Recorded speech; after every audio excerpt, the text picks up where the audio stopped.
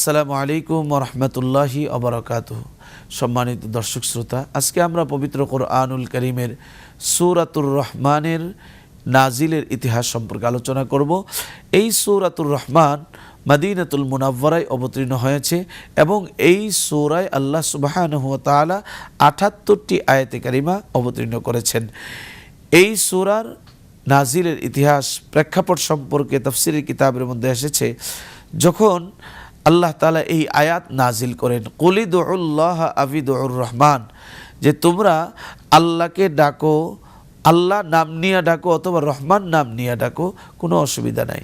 আল্লাহ তাআলা নবীকে বলতেছেন, নবীজি আপনি বলুন, তোমরা আল্লাহ নাম নিয়েও ডাকতে পারো, রহমান নাম নিয়েও ডাকতে পারো, কারণ উভয়টাই আল্লাহ তাআলার নাম।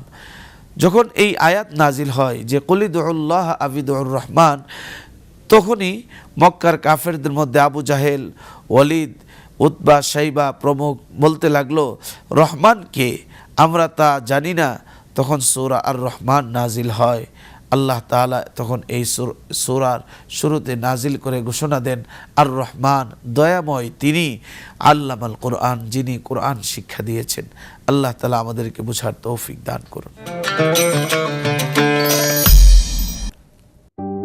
আস্থা, নিরাপত্তা ও প্রগতির সাথে প্রযুক্তির সমন্বয়ে গ্রাহকদের সর্বোচ্চ মানের ব্যাংকিং সেবা প্রদানই কমিউনিটি ব্যাংকের লক্ষ্য।